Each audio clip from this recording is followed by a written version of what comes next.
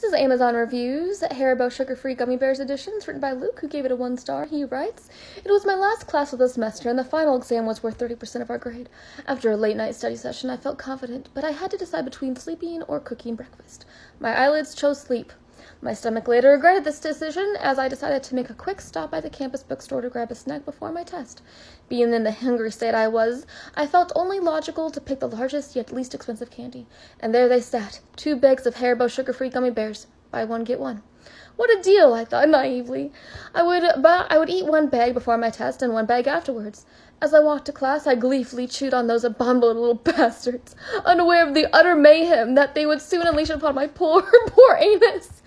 I sat down at my desk as the professor informed us that due to issues with cheating in the past, restroom breaks would be prohibited until the completion of the exam. I'll give you 10 minutes to use the restroom now. Any takers? The demon bears hadn't released their unholy necromancy upon my stomach yet, so in my moment of ignorant foolishness I remained seated, still munching on those miniature bear-shaped bombs. I was 6 questions in when it happened.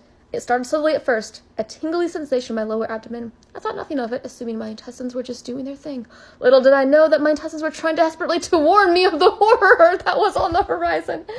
By question 9, it happened again, but this time it was followed by a sharp pain, as if those infernal hellions had orchestrated an attack upon my colon.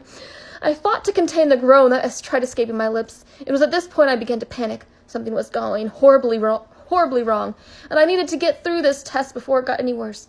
By question 14, my worst fear was upon me. The Satan bear's burning, hot, liquidy, dark magic crashed against my anal sphincter like a tidal wave. I was able to close the hatch just in time, but those relentless, toxic bears beat against it like orcs breaking down the doors of Helm's Deep. I knew I wouldn't be able to so much as shift in my seat without risking a breach. I kept fighting through my exam, clenching my cheeks with all my might.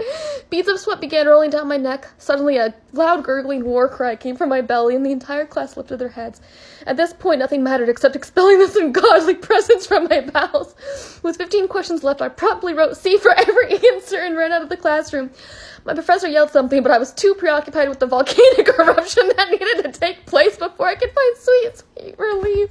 I burst into the restroom like the Kool-Aid Man and beheld the handicap stall was empty. Sunrise from the adjacent window shone upon it as if it were a gift from God himself. Almost immediately, the floodgates of hell were opened and the damned liquefied soul of an entire bag's worth of gummy bears cried as they burned through my sphincter and into the watery abyss below.